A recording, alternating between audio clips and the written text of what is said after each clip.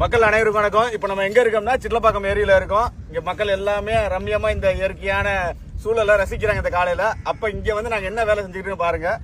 உலகம் ஃபுல்லா இந்த பிளாஸ்டிக்னால மிகப்பெரிய அழிவு சந்திக்குன்னு எல்லாருக்குமே தெரியும். இது நியூஸ்ல பாக்குறோம், டாக்குமெண்ட்ரியில பாக்குறோம். அதையும் மீறி இங்க வர்றீங்க, தண்ணி குடிக்கிறீங்க, ஐஸ்கிரீம் சாப்பிடுறீங்க, மற்றபடி மெக்டொனால்ட்ஸ்ல இருந்து பிரெஞ்ச் ஃப்ரைஸ் எல்லாம் வந்து சாப்பிடுறாங்க, பர்த்டே கேக் வெட்டுறாங்க, எல்லாம் பண்ணலாம், ஒன்றும் பிரச்சனையே கிடையாது. பண்ணிட்டு இங்க இருந்து ஒரு 2 அடி தள்ளி பின்னாடி குப்பை தட்டி வச்சிருக்கோம், அதுல போட்டீங்கன்னா கொஞ்சம் நல்லா இருக்கும். இந்த கருமத்தை கூட குடிங்க. இந்த 2 அடி தள்ளி அந்த குப்பை தட்டில போறதுக்கு உங்களுக்கு என்ன பிரச்சனை இருக்கு சொல்லுங்க? இதுல எதையாச்சும் ஒரு நியாயம் இருக்கா? இந்த இவ்வளவு பிளாஸ்டிக்ஸையும் இவ்வளவு தூரம் வந்து கழிவுகளையும் இந்த ஏரியில போடுறது என்ன மாதிரி ஒரு மனநிலை உள்ளவங்க போடுவாங்கன்னு பாருங்க. ஒரு 6 அறிவு உள்ளவங்க இந்த செயலை செய்வாங்களா? நீங்க யோசிங்க. 5 அறிவு ஜீவன் கூட தெரியுது இயற்கை எப்படி பயன்படுத்தணும். 6 அறிவுள்ள மனுஷனுக்கு தெரியவே மாட்டேங்குது. இது மிகப்பெரிய மனவேதனை உருவாக்குது.